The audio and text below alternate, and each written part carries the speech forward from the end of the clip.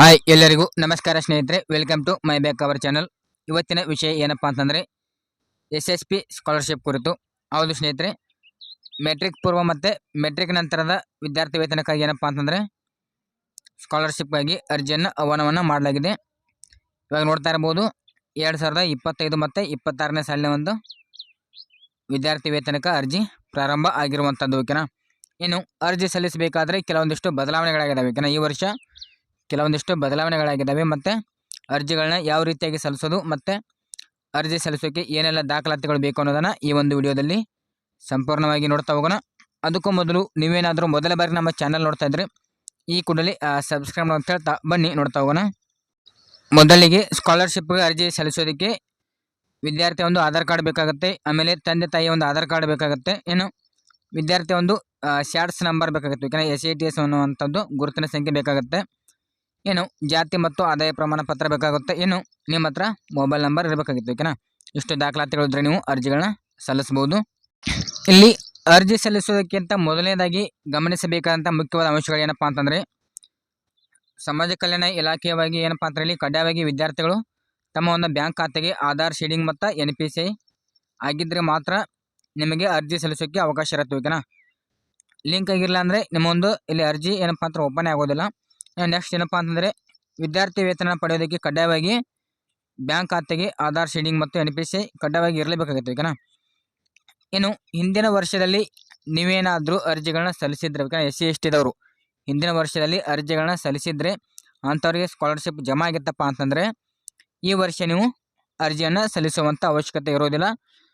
ಓಕೆನಾ, ಆಟೋಮೆಟಿಕ್ಕಾಗಿ ನಿಮ್ಮ ಒಂದು ಅರ್ಜಿ ಏನಪ್ಪ ಅಂತಂದ್ರೆ ಅಲ್ಲಿ ಸಬ್ಮಿಟ್ ಆಗಿರುತ್ತೆ. ಈ ವರ್ಷದ್ದು ಕೂಡ ಅಪ್ಲೈ ಆಗಿರುತ್ತೆ. ಓಕೆನಾ, ಅಲ್ಲಿ ಓಕೆ ನೋಡ್ತಾ ಇರ್ಬೋದು ಇಲ್ಲಿ ಅಲ್ಪಸಂಖ್ಯಾತರಾಗಿರ್ಬೋದು, ಪರಿಶಿಷ್ಟ ಪಂಗಡ, ವಿಕಲಚೇತನರಾಗಿರ್ಬೋದು ಅಥವಾ ಹಿರಿಯ ನಾಗರಿಕ ಸಬಲೀಕರಣ ಇಲಾಖೆ ವಿದ್ಯಾರ್ಥಿಗಳ ಒಂದು ಅರ್ಜಿಗೆ ಏನಪ್ಪ ಅಂತಂದರೆ ಹಿಂದಿನ ವರ್ಷದಲ್ಲಿ ನಿಮಗೆ ಅನುಮೋದನೆ ಅಥವಾ ಅಪ್ರೂವಲ್ ಆಗಿತ್ತಪ್ಪ ಅಂತಂದರೆ ಈ ವರ್ಷದಲ್ಲಿ ನೀವು ಅರ್ಜಿಗಳನ್ನ ಸಲ್ಲಿಸುವಂಥ ಅವಶ್ಯಕತೆ ಇರೋದಿಲ್ಲ ಮುಖ್ಯವಾಗಿ. ಓಕೆನಾ,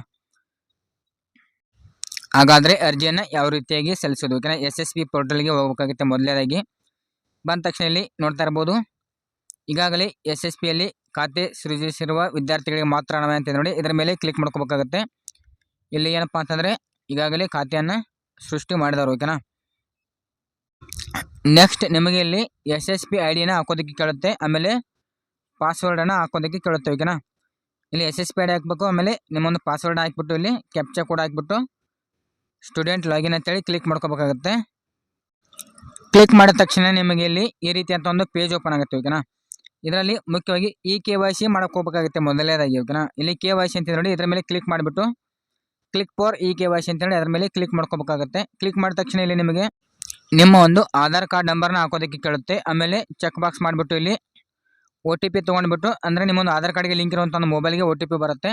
ಆ OTPನ ಹಾಕೊಂಡ್ಬಿಟ್ಟು ಇಲ್ಲಿ KYCಯನ್ನು ಮಾಡಬೇಕಾಗತ್ತೆ. ಓಕೆ, ಇಲ್ಲಿ ಕೊಟ್ಟಿದ್ದಾರೆ ನೋಡ್ತಾ ಇರ್ಬೋದು 2024 ಮತ್ತು 2025ರಲ್ಲಿ ಯಾರಿಗೆ ಸ್ಕಾಲರ್ಶಿಪ್ ಹಣ ಜಮಾ ಆಗಿದೆ ಅಂಥವ್ರು ಏನಪ್ಪ ಅಂತಂದರೆ ಮತ್ತೊಮ್ಮೆ ಅರ್ಜಿಯನ್ನು ಸಲ್ಲಿಸುವಂಥ ಅವಶ್ಯಕತೆ ಇರುವುದಿಲ್ಲ ಅಂತ ಕೂಡ ಹೇಳಿದ್ದಾರೆ. ಆಟೋಮೆಟಿಕ್ಕಾಗಿ ನಿಮ್ಮ ಒಂದು ಅರ್ಜಿ ಅಪ್ಲೈ ಆಗಿರುತ್ತೆ. ಓಕೆನಾ, ಇನ್ನು ಇಲ್ಲಿ ಅರ್ಜಿ ಓಪನ್ ಆದ ತಕ್ಷಣ ಇಲ್ಲಿ apply for pre matric scholarship ಅಂತ ನೋಡಿ ಅದರ ಮೇಲೆ ಕ್ಲಿಕ್ ಮಾಡ್ಕೋಬೇಕಾಗತ್ತೆ. ಇದರಲ್ಲಿ ಹಂತ 1 ಮತ್ತು 2 ಮತ್ತು 3 ಸ್ಟೆಪ್ಗಳನ್ನ ಇಲ್ಲಿ ನೀವು ಕಂಪ್ಲೀಟ್ ಮಾಡಬೇಕಾಗುತ್ತೆ. ಇದರಲ್ಲಿ ಹಂತ 1 ಅಂತ ನೋಡಿ ಅಪ್ಲೈ ಅಂತ ನೋಡಿ ಅದರ ಮೇಲೆ ಕ್ಲಿಕ್ ಮಾಡ್ಕೋಬೇಕಾಗುತ್ತೆ. ಅಪ್ಲೈ ಅಂತ ಕ್ಲಿಕ್ ಮಾಡಿದ ತಕ್ಷಣ ನಿಮಗೆ ಇಲ್ಲಿ ಸ್ಯಾಟ್ಸ್ ಐಡಿಯನ್ನು ಹಾಕೋದಕ್ಕೆ ಕೇಳುತ್ತೆ. ಓಕೆನಾ, ಇದರಲ್ಲಿ ಸ್ಟೂಡೆಂಟ್ನ ಒಂದು ಐಡಿನ ಇಲ್ಲಿ ಹಾಕೋಬೇಕಾಗತ್ತೆ. ಇಲ್ಲಿ ಭಾಳಷ್ಟು ನೋಡ್ತಾ ಇರ್ಬೋದು ಇಲ್ಲಿ ನೋ ಡೇಟಾ ಫೌಂಡ್ ಅಂತ ಬರ್ತಾ ಇದೆ. ಇದು ಏನಪ್ಪ ಅಂತಂದರೆ ಸರ್ವರ್ ಇಶ್ಯೂ ಇದ್ದಾಗ ನಿಮಗೆ ಈ ರೀತಿಯಾದಂಥ ಒಂದು ಆಪ್ಷನ್ಸ್ ಬರುತ್ತೆ. ನೀವು ಮತ್ತೊಮ್ಮೆ ಟ್ರೈ ಮಾಡಬೇಕಾಗುತ್ತೆ. ಓಕೆನಾ, ಟ್ರೈ ಮಾಡಿಬಿಟ್ಟು ಇಲ್ಲಿ ಅಪ್ಲಿಕೇಶನ್ನ ಸಬ್ಮಿಟ್ ಮಾಡ್ಕೋಬೇಕಾಗತ್ತೆ. ಇಲ್ಲಿ ಸ್ಯಾಟ್ಸ್ ನಂಬರ್ನ ಹಾಕಿದ ತಕ್ಷಣ ವಿದ್ಯಾರ್ಥಿ ಹೆಸರು, ಆಮೇಲೆ ಹುಟ್ಟಿದ ದಿನಾಂಕ, ಇನ್ನು ಅವನ ಒಂದು ಸಂಪೂರ್ಣ ವಿವರ ಇಲ್ಲಿ ಬಂದುಬಿಡುತ್ತೆ. ಓಕೆನಾ, ಆಟೋಮೆಟಿಕ್ಕಾಗಿ ಬಂದುಬಿಡುತ್ತೆ. ಬಂದ ತಕ್ಷಣ ನೆಕ್ಸ್ಟ್ ಹೋಗ್ಬೇಕಾಗತ್ತೆ. ಪೋಷಕರು ಅನೈರ್ಮಲ್ಯ ವೃತ್ತಿಯ ವಿವರಣೆ ನಮೂದಿಸಿ ಅಂತ ಬರುತ್ತೆ. ಇಲ್ಲಿ ನಿಮ್ಮ ಒಂದು ಪೋಷಕರು ಏನಪ್ಪ ಅಂತಂದರೆ ಬೇರೆ ಒಂದು ವೃತ್ತಿಯಲ್ಲಿ ತೊಡಗಿದ್ರೆ ಎಸ್ ಅಂತ ಕೊಡಿ, ಇಲ್ಲ ಅಂತಂದರೆ ನೋ ಅಂತ ಕೊಡಬೇಕಾಗತ್ತೆ. ಇಲ್ಲಿ ಏನಾದರೂ ಎಸ್ ಅಂತ ಕೊಟ್ಟರೆ ನಿಮಗೆ ಒಂದು ಸರ್ಟಿಫಿಕೇಟನ್ನು ಅಪ್ಲೋಡ್ ಮಾಡೋದಕ್ಕೆ ಕೇಳುತ್ತೆ. ಓಕೆನಾ, ನೆಕ್ಸ್ಟ್ ಸ್ಟೆಪ್ಪಲ್ಲಿ ಏನಪ್ಪ ಅಂತಂದರೆ ಜಾತಿ ಮತ್ತು ಆದಾಯದ ವಿವರಗಳನ್ನ ಕೇಳುತ್ತೆ. ನಿಮ್ಮ ಬಳಿ ಜಾತಿ ಮತ್ತು ಆದಾಯ ಪ್ರಮಾಣ ಪತ್ರ ಇದೆಯಾ ಅಂತ ಕೇಳುತ್ತೆ. ಇಲ್ಲಿ ಎಸ್ ಅಂತೇಳಿ ಕೊಡಬೇಕಾಗತ್ತೆ.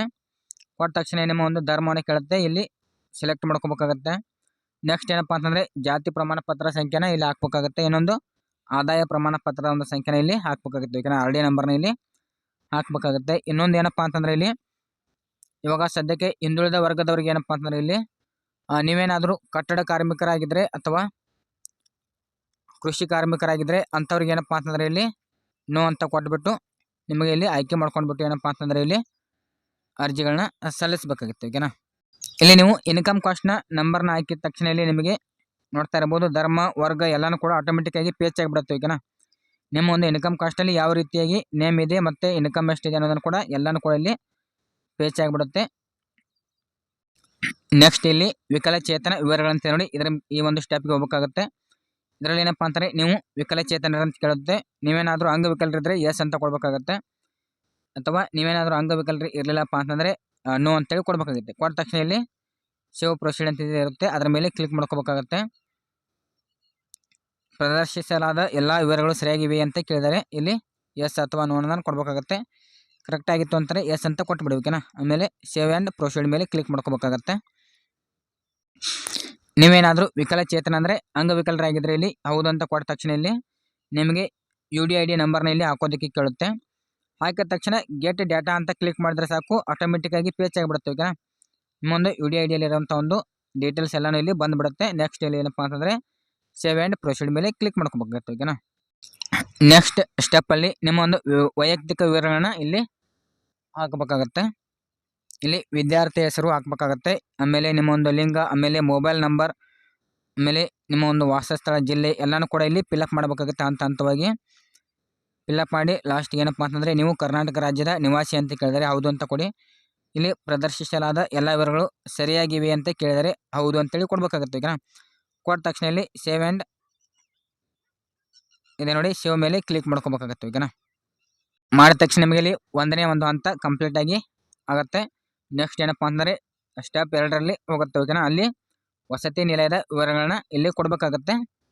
ಇಲ್ಲಿ ಕೇಳಿದರೆ ನೋಡಿ ನೀವು ವಸತಿ ನಿಲಯದ ವಿವರಗಳು ನೀವು ಡೇ ಸ್ಕಾಲರ್ ವಿದ್ಯಾರ್ಥಿ ಅಂತ ಕೇಳಿದರೆ ನೀವು ಡೈಲಿ ಮನೆಗೆ ಹೋಗೋದು ಬರೋದು ಮಾಡ್ತಾ ಇದ್ರಿಪ್ಪ ಅಂತಂದರೆ ಸ್ಕೂಲ್ಗೆ ಎಸ್ ಅಂತ ಕೊಡಿ, ಅಥವಾ ನೀವೇನಾದರೂ ಹಾಸ್ಟೆಲಲ್ಲಿ ಇದ್ದರೆ ವಿದ್ಯಾರ್ಥಿಗಳು ಏನಾದರೂ ಹಾಸ್ಟೆಲಲ್ಲಿ ಇದ್ದರೆ ನೋ ಅಂತ ಕೊಡಬೇಕಾಗತ್ತೆ. ಓಕೆನಾ, ಅಷ್ಟಾದಮೇಲೆ ಇಲ್ಲಿ ನೆಕ್ಸ್ಟ್ ನಿಮಗೆ 3ನೇ ಹಂತಕ್ಕೆ ಕರ್ಕೊಂಡು ಹೋಗುತ್ತೆ. ಇದು ಫೈನಲ್ ಸ್ಟೆಪ್ ಆಗಿರುತ್ತೆ. ಇದು ಫೈನಲ್ ಸ್ಟೆಪ್ಪನ್ನು ಇಲ್ಲಿ ಕಂಪ್ಲೀಟ್ ಮಾಡಬೇಕಾಗುತ್ತೆ. ಇದರಲ್ಲಿ ಸ್ಟೂಡೆಂಟ್ ID ನಿಮ್ಮ ಒಂದು ಎಲ್ಲನೂ ಕೂಡ ಡೀಟೇಲ್ಸ್ ಆಗಿ ಇಲ್ಲಿ ಬಂದುಬಿಟ್ಟಿರ್ತವೆ. ಓಕೆನಾ, ಎಲ್ಲನೂ ಕರೆಕ್ಟ್ ಆಗಿರುತ್ತೆ ಅಂತಂದರೆ ಇಲ್ಲಿ ಸಬ್ಮಿಟ್ ಕೊಡಬೇಕಾಗತ್ತೆ. ಇಲ್ಲಿ ಸ್ವಯಂ ಘೋಷಣೆಯನ್ನು ದೃಢೀಕರಣ ಮಾಡಿಬಿಟ್ಟು ಇಲ್ಲಿ ಸಬ್ಮಿಟ್ ಮಾಡಬೇಕಾಗುತ್ತೆ. ಓಕೆನಾ, ನೆಕ್ಸ್ಟ್ ಇಲ್ಲಿ ಪ್ರಿಂಟ್ ಅಕ್ನಾಲಜ್ಮೆಂಟ್ ಅಂತ ಇರುತ್ತೆ ನೋಡಿ, ಅದರ ಮೇಲೆ ಕ್ಲಿಕ್ ಮಾಡ್ಕೋಬೇಕಾಗತ್ತೆ. ಕ್ಲಿಕ್ ಮಾಡಿಬಿಟ್ಟು ನೀವು ಏನಪ್ಪ ಅಂತಂದರೆ ಇಲ್ಲಿ ನಿಮ್ಮ ಒಂದು ಅರ್ಜಿ ಸಲ್ಲಿಸಿದ ಒಂದು ಅಕ್ನಾಲಜ್ಮೆಂಟ್ ಕಾಪಿನ ಇಲ್ಲಿ ಡೌನ್ಲೋಡ್ ಮಾಡ್ಕೋಬೋದಾಗಿದೆ. ಈ ರೀತಿಯಾಗಿ ಏನಪ್ಪ ಅಂತಂದರೆ ನೀವು ಸ್ಕಾಲರ್ಶಿಪ್ಗೆ ಅರ್ಜಿಗಳನ್ನ ಸಲ್ಲಿಸಬಹುದಾಗಿದೆ. ಪ್ರೀ ಮ್ಯಾಟ್ರಿಕ್ ಸ್ಕಾಲರ್ಶಿಪ್ ಇದು. ಇನ್ನು ಪೋಸ್ಟ್ ಮ್ಯಾಟ್ರಿಕ್ ಸ್ಕಾಲರ್ಶಿಪ್ ಕೂಡ ಪ್ರಾರಂಭ ಆಗಿದೆ. ಅದನ್ನು ಯಾವ ರೀತಿಯಾಗಿ ಅರ್ಜಿ ಸಲ್ಲಿಸೋದು ಅಂತ ಮುಂದಿನ ಒಂದು ವಿಡಿಯೋದಲ್ಲಿ ತಿಳಿಸ್ಕೊಡ್ತೀನಿ.